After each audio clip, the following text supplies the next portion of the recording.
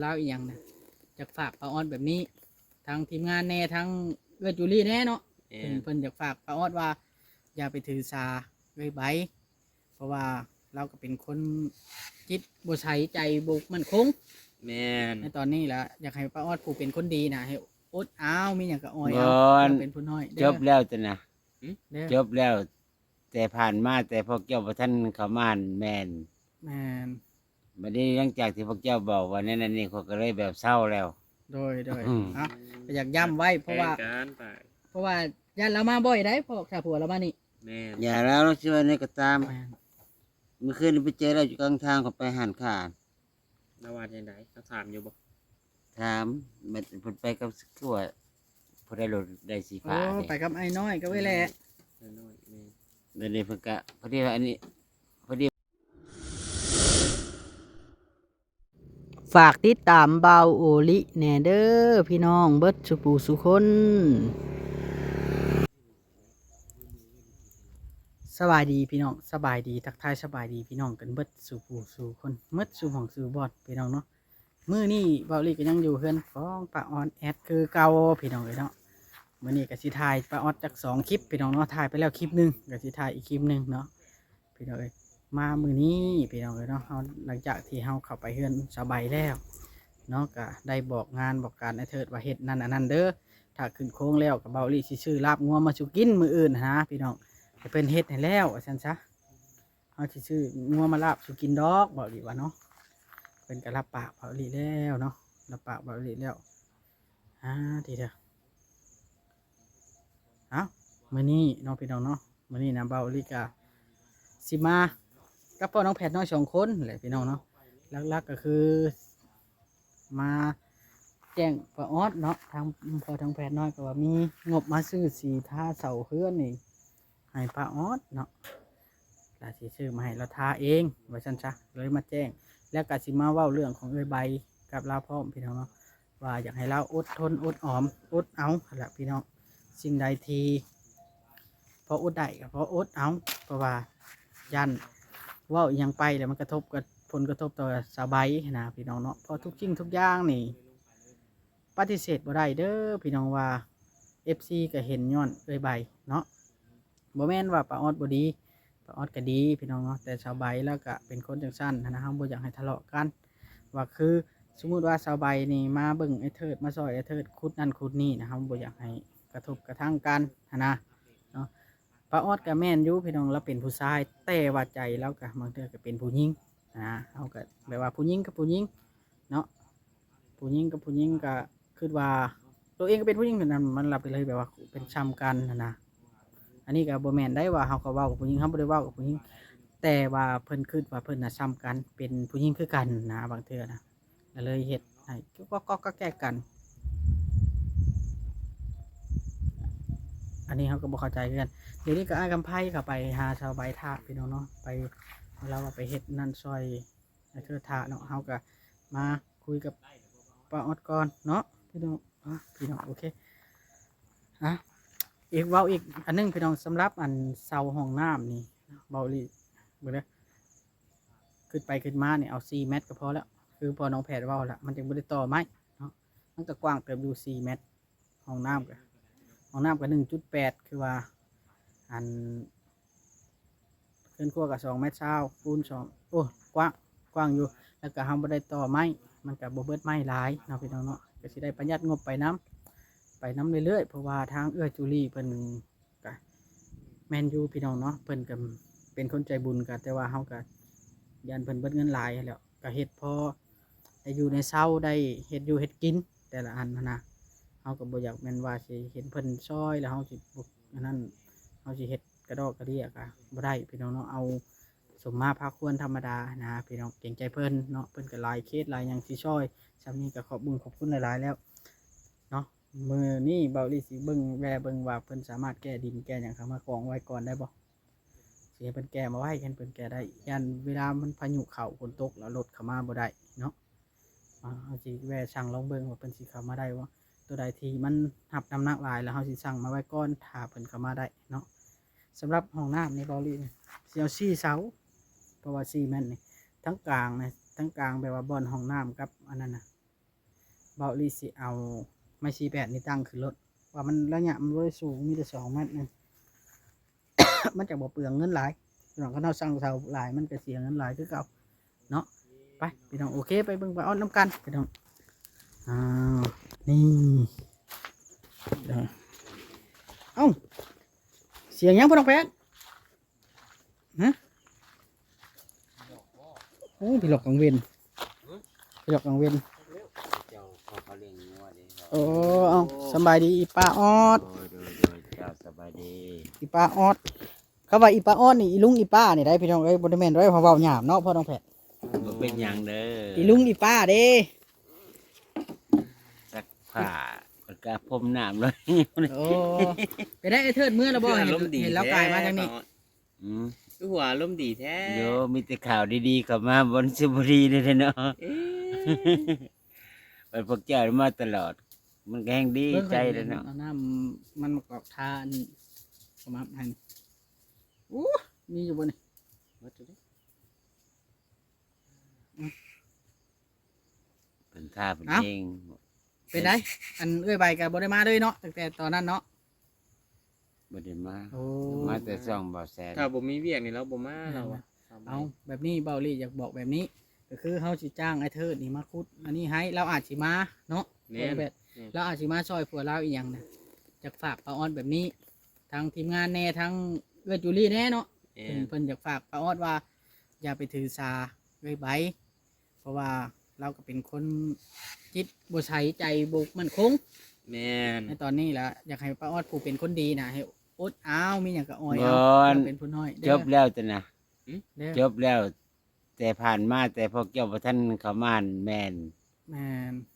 บัดนี้หลังจากที่พวกเจ้าบอกว่านั่นนี่เขาก็เลยแบบเศร้าแล้ว โดย อืม อ่ะก็อยากย้ำไว้เพราะว่า แผนการไป เพราะว่าญาติเรามาบ่อยได้พอถ้าผัวเรามานี่ แม่น อย่าแล้วช่วยในก็ตาม แม่น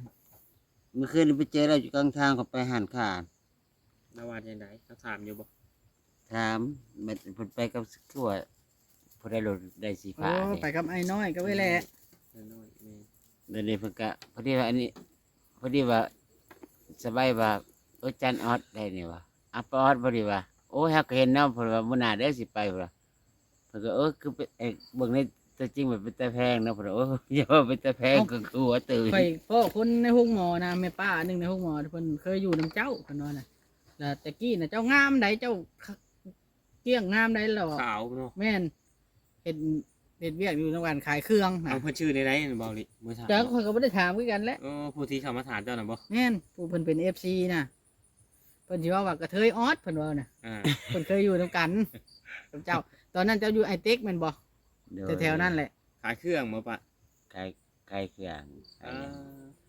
อยู่ห้องมอทหารกับมิตรหมู่หมด หมู่เจ้านะ แม่น เออ มิตรเสียมิตรหมู่หมด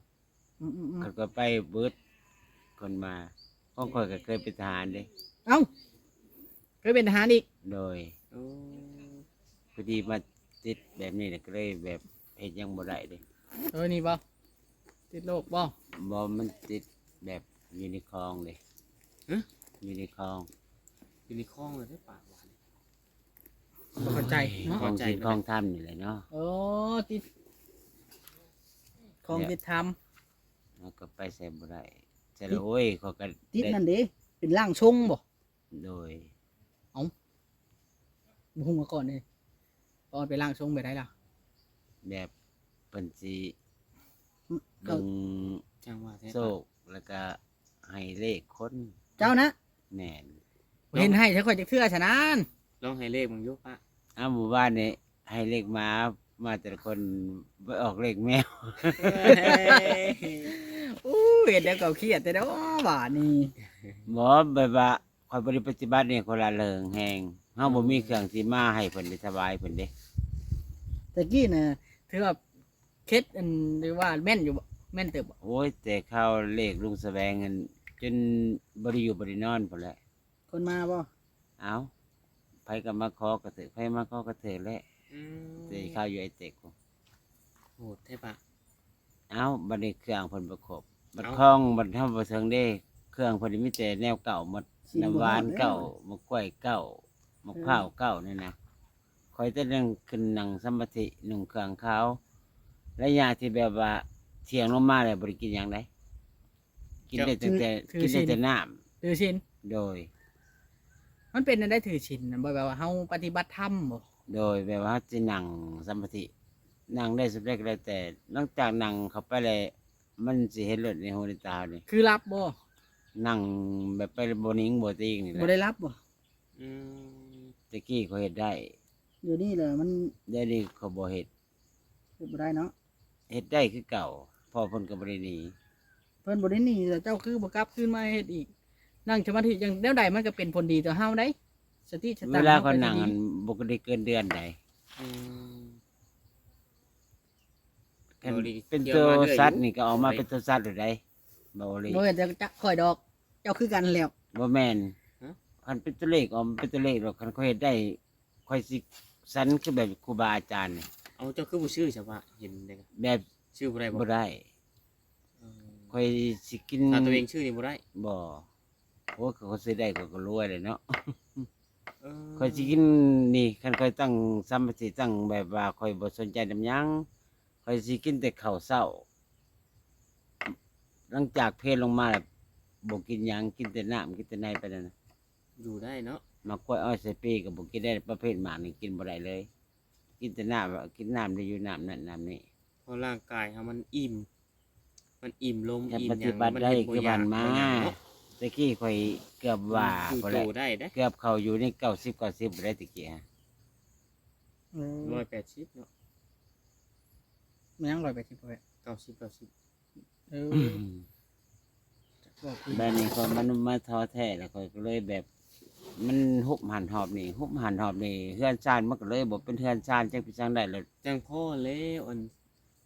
สาวใบแล้วว่าป้าออดนี่ จานออด จานออดนี่มีหิ่งพระเห็นบ่ โดย เอา เอาถ้าเพิ่นแล้วคักนี่เจ้าสิบ่ตั้งสำนักอีกบ่ ตั้งสำนักจาน ซื้อ นี่นะ เก่าได้ อืมอืม ซื้อเก่าได้เขาบ่ได้ลบหลู่ได้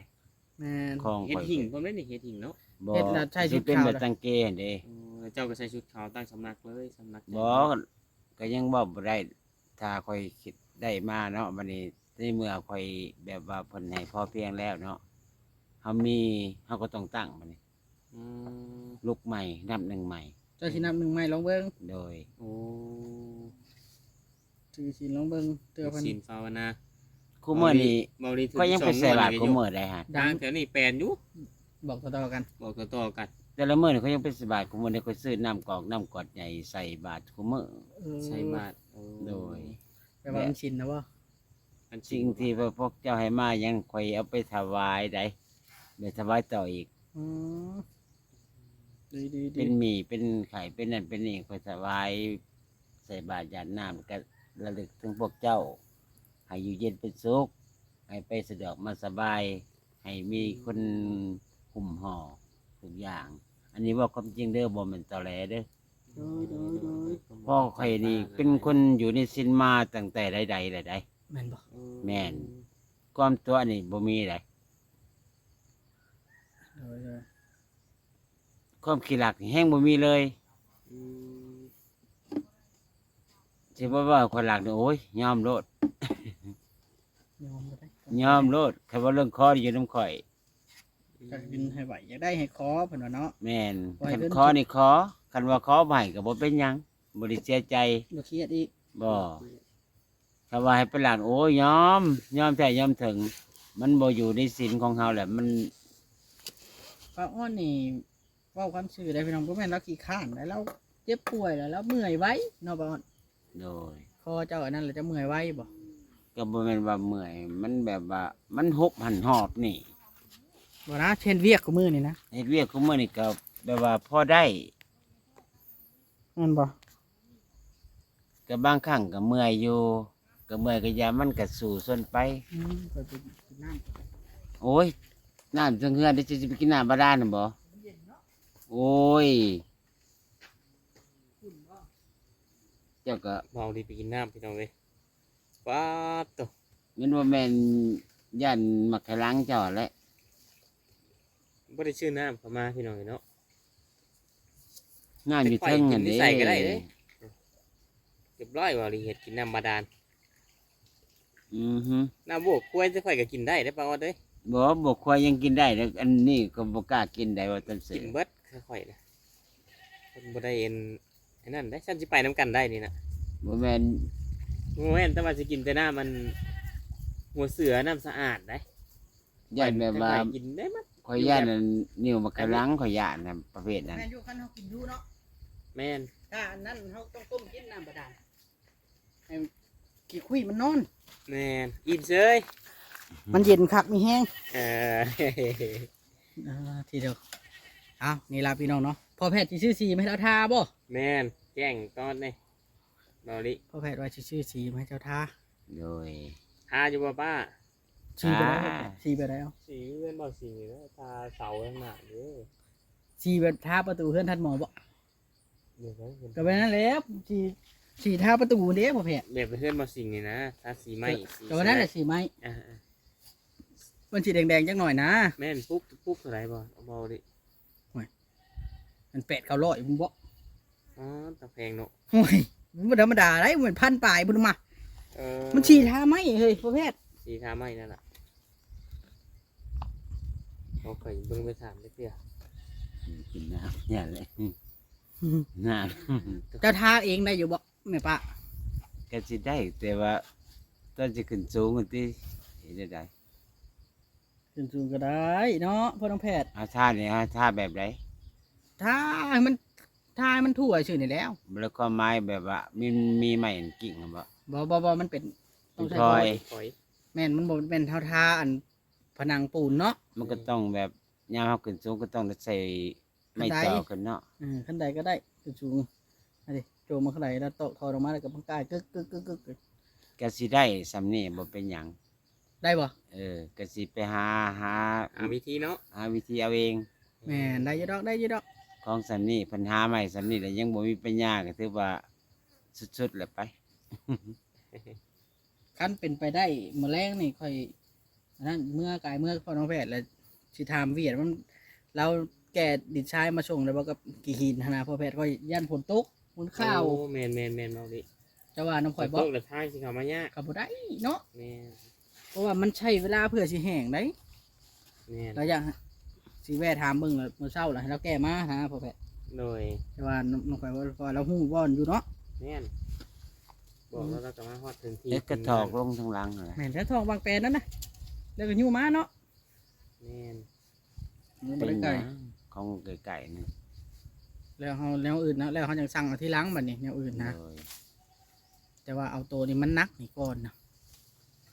รถแก้ดินมันหนักกว่าแก้ไม้แก้หยังได้เน้องพอน้องแผ่นเนาะ แม่น พี่น้องเอ้ยนี่ละ ความพ้นบ่ตกนี่ โดยกาเพิ่นอยากให้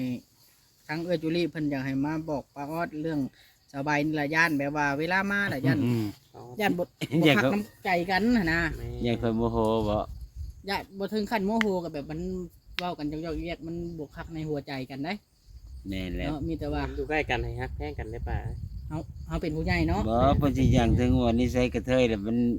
นบ่อยากอดมันยามมันหึน เออ เพิ่นโหได้ บ่คือกันล่ะกับผู้หญิงก็เป็นใจผู้หญิงคือกันเนาะ แต่ว่ากับผู้ว่าน้อยนี่สิอดเนาะป่าเนาะว่าหัวนะแต่ว่าผู้ว่าน้อยนี่ ก็มันถึกใจอยู่แล้วเนาะ เอ้ยผู้ว่าน้อยกับผู้ว่าใหญ่นี่สิเลือกกันได้ป่ะ บ่ก็ไปๆกันนั่นแหละ ไป ผู้บ่าวใดก็ได้ คัน เนาะ ว่าขึ้นสู่ผู้ชายแล้วแบบว่าเต็มใจหมด เอ เออใจแบบว่าใจผู้หญิงเลยเนาะใจอัน ใจผู้หญิง ผู้ชายที่สาวประเภท2ว่าซั่นจ้ะซุมื้อนี่ใครแน่แม่ป้าเอ้ยอัน มันเสรีเนาะมันแบบว่าเพิ่นเคารพชิดทุกคน โดย ไม่ว่าเพศใดก็ตามอะนะเพิ่นทั้งลาวเฮาไทยเลยก็ทั่วโลกนี่เพิ่นเคารพ เขายอมรับแล้วสาวประเภทสอง ยอมรับ มีแต่ ว่า ว่าเจ้าสิอยู่กินนำกันได้บ่ แม่น ตะกี้ก็เคยมี มีผัว เคยอยู่นำกันค่อยกับหลังจากนั้นก็มาจากเขาแหละ บ่ธรรมดาได้ ตัวตอนอยู่ไอเต็กนะบ่เจ้าห้องอยู่ อยู่ ด้วย ค กัน นอยู่สมปอย เจ้าห้องอยู่ด้วยกัน บ่แบบค่อยไปอยู่นำเขาเจ้า อ๋อ ไปอยู่ไปแบบเฮ็ดนั่นที่นี่พวกภาคข้างหญ้านี่แหละ อยู่ได้ ก็สิ จัก ว่า ปี เป็นเฮ็ดประมาณ4 ปี ก็โดนเติบแล้วนะ โดนเติบ ถือว่าผูกพันหักแพงกันแล้วได้ระดับน่ะ นี่ อยู่ซ่อนกัน หึ อยู่ซ่อนกัน เดินไปได้แล้ว อยู่ซ่อนอยู่เลยปะ เอาอยู่ซ่อนแล้วเขาก็มีเมียเนี่ย อ้าว โอ้ บ่อยากเปิดความจริงนะ เอ้ยพี่น้องเอ้ยที่หัวนี่หัวไปหัวน้ำปลาออดเราหมักหัวได้ แม่นเราพาหัว แม่นบ่ได้แม่นได้ว่าหัว เรื่ เรา องแบ เดีย บ ว นี้แหละเนาะ เราอารมณ์ดีปลา เสี อย อ อ ด อก น่ะ มาแบบนี้กับแบบ เขาก็อยู่แบบนี้เขาก็อยู่แบบนี้ เพิ่นน่ะอยู่ทางเพื่อนเจ้าน่ะอยู่เชียร์ พอแพทย์เลยเนาะ โอ้ คือพอแพทย์ว่าแล้วเอา4เม็ดน่ะเฮาสิเอาไม้48ค้ำเอาเนาะข้างกลางอะนะ แม่น เอา4เสาพอมันจะบ่เปลืองเงินข่อยว่า 4 เมตร 4 เสา พอแล้ว มันก็ทำนั่นแล้ว เพราะว่าคันเอาเอา5เม็ดปัดจะกว้างแน่น้อยนึงเนาะอย่ามันเอา4นี่ละปลาออดเปรียวนึงเนาะ 4 เมตรเจ้าว่ามันหอมบ่เบาลิ บ่เอาแล้วมัน2ห้องเลย 3เพื่อนทำทางอันนี่มันก็4 เมตรแม่น ญาติปลาออดเอาผู้บ่าวน้อยมาแล้วสิบ่ญาติกันบ่ ได้เสียอย่าง ฮะ สิ ไว้ เฮ็ด ยังก่อนเดี๋ยวนี้ ห้องน้ำก็ห้องครัว โดย ห้องน้ำนี่กว้างๆห้องน้ำนี่1.80 นี่ก็โอ้ยโอเคแล้ว เบิ่งข่อยสิเอาปื้มน้อยมานี่ เห็นหยัง เคลียร์นี่นะ แบบแยกบอลอาบน้ำกับมันบอลถ่ายบ่ได้บ่ บ่ดอกมันแยกบ่ได้เนาะ แทนเจ้าสิจดอันบินบ่ บ่ข่อยสิเขียนเต็มสิฮะนี่ว่าซูมนั่นนี่ทางหัวนี่เนาะทางหัวนี่ อืม ของน้ำมันต้องเกี่ยวทางนี้นี่เนาะเห็นปะ แม่น ของเพื่อนอันตัวนี้ทางนี้ได้เพราะว่าหน้าเพื่อนมันอยู่นี่เด้เนาะ อืม วงเขาเทแทนแล้วเขาก็เทลามาเถอะพี่ให้มันต่อกันที่นี้เนาะ อือฮึ เพื่อนจะบเปื้อนเดิ อือฮึ อันนี้นะประตูห้องน้ำนี่ อืม ประตูห้องครัว อืม นี่ กันกลาง แม่นถ้าเอาห้องน้ำน้อยก็เขาเดียวประมาณนี้ ประมาณนั่นล่ะ แล้วเขาเห็ดประตูเปิดง่ายขึ้นคือห้านค้าน้ำปั้นที่เคยว่าแล้วนี่อยู่นี้ง่ายขึ้นรถปึ๊บแล้ว เฮ็ดสมัย ขากระจานมันยังอันนะ 2 โอ 3 เคพอเขาจะข้างด้านนี้นะเขาจะพากระจาด อืม แต่กับด้านนี้นี่ทางนี้นะ ทางแซ่ ทางสี สามอยู่แต่ว่ายังตัดบ่พอได้ฮะ ยัง มันยังสิตัดสอง สองอันบ่ ย้อนเดือยอีกอันหนึงนะ เรื่อง เพราะว่าง่ายเดือยอยู่2 อัน พอ พากระจาด พอดีเขาใส่ทางนี้พอดี อืม พอดีเนาะ แม่น นี่กระจาดใส่ทางนี้แล้วเขาก็ นี่ แล้วหมดแล้วคอยสิไล่ว่าโอเคนะคอยว่านี่เขาก็ชื่ออันนี่นะสังกะชีแผ่นสีผ้าสีแดงนี่เนาะ แม่น มาใส่ตัวนี้เลย แม่น เป็น1 2 3เป็น3แผ่นตัวนี้ฮะ อือฮึ เฮาวัดแล้วเขาจังอันนั้นเนาะฉลาดเทะข่อยนี่นี่นะเอาค้ำรถนี่เอามา18มาค้ำรถนี่แต่ตัวนี้เลยก็ได้ แม่นมันเพราะว่ามันบ่ได้สูงปานใด ตัวนี้นี่เสานี่มันสิงามมันนี่เนาะเขาจะเฮ็ดเอาเข้ามาแล้วเขาก็เฮ็ดพวกตู้ต่างไฟอยู่ใช้ต่างไฟอยู่นี่แล้วแต่เนาะ แต่เราสิหนังอ่ะนะ นี่ได้แล้วบัดนี้ อันนี้นี่ห้องน้ำอันนี้ต่อลงมา อือฮึ พวกท่อเรา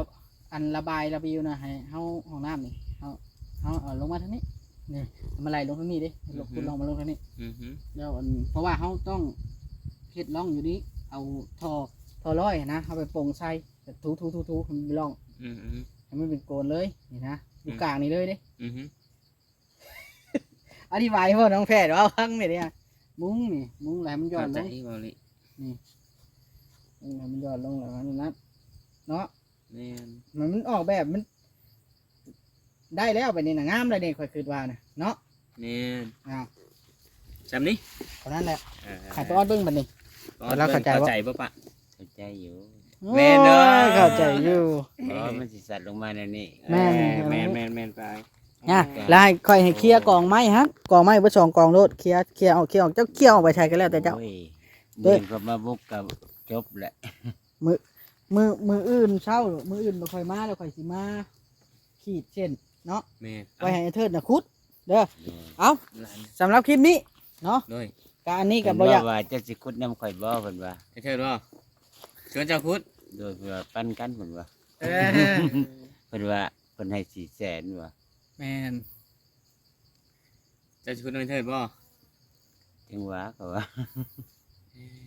พูดบ่ล่ะ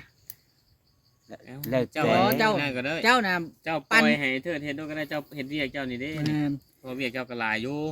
ให้เทิดเฮ็ดเพราะว่าถ้าเฮาเข้ามาเฮาก็สิคุดช่วยแล้วอยู่ เนาะ แม่นแต่ค่อยก็สิได้ บ่เฮาบ่อย่างงานงานแล้วดอกของเราให้เป็นของเรา เพราะว่าเวียกเจ้ากันเกี่ยว เพราะว่าก็ต้องแบบเฮ็ดนั่นเฮ็ดนี่ เฮ็ดไป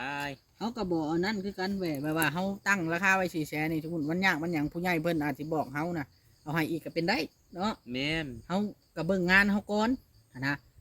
เอาสรุปเลยมื้อนี้สิซื้อชีมให้เพิ่นเนาะ แม่น แล้วก็อยากบอกอันป้าออดว่าอย่าเครียดอย่าให้น้องนุ่งได้ที่น้องนุ่งมันบอกนั่นบอกนี่นะบ่อยากให้เด้อ แม่น นั่นได้หายยังบ่ได้คิดเลยแต่ผ่านมา อย่ นี่ ย่านว่าไว้อะนะ มีแต่ความภูมิใจเด้อสิว่าความจริง กับ แต่จะมาบอกว่าจบเท่านี้ก็ยังดีใจเสยว่าเด้ก็ได้น้ำได้ แล้ว เรือน ป้าออดบอกป้าออดมื้อนั้นหลายอย่างยันป้าออดให้ข่อยยัง อื เมื่อข่อยยังคิดอยู่เด้ ยังดีใจดัน สิบ่ให้ข่อยบ่ บ่เลวในชีวิตว่าแต่ตัวเองบ่มีปัญญาอีกสิมาทางหน้าบ่มีปัญญาอีกสิเบ็ดเทือน คิดเท่านั้นเพิ่นเอามาให้สำนี้ยังสิมาเครียดโอ้ แล้วก็อันสิมุงอันนี้เนาะพอน้องแพทย์ บ่มี บ่ได้ พอน้องแพทย์เอ้ย เอา เจ้า ไม่ บ่ต้อง สิ้น ย่าน บ่ใช่ สิ่งนี่ยัง เอาไม่เช่นไม่ใช่สักซองเช่น แม่น เจ้าสิย่านก็ให้ก็สร้างจันบ่มีดอก เบิ่งก่อน แม่นสิช่วยให้เธอ ส่วนให้เธอเฮ็ดมุงอีหยังไปน้ำพอได้ ให้เรา นั่น จัก ตื่มเหล้าก็ 50 ตื่ม แสน ไป หนึ่ง แม่นพอได้มีเวียกเฮ็ดช่วงนี้ผมมี เห็นบ่ วียก เบา มีงน ซะ เด้ เบาซาลีก็มันยกเรื่องเฮ็ดอันมุงอันนี้ว่าตอนบ่เครียดบ่เขาว่าเครียดแนวใดก็ว่ามันบ่จำเป็นสิเครียดก็ว่า โอ้ เฮาต้องอยู่ในฐานทำใจอยู่แล้วเนาะ สู้ๆเด้อป้า เพื่อโดนพอสมควรเด้อจังใดกะอยู่ดีมีแห้งเด้อ ตนนี้ ป้าเด้อ มซำนี้ยังสิมาหาย โดยโอเคบัดนี้ สู้ๆอยู่ดีไม่แห้งจังใดก็ สบายดี สบายดี ก็ สบายดีเด้อ FC ทางรายการ โดย ติดตามหน่อยเด้อ โอเค ติดตามเบาลี่ติดตามเบาแผดแน่ โดยสบายดี สบายดีทั้งหลาย FC สบายดี ทั้งหลายก็ได้ พี่น้อง อยู่ดีมี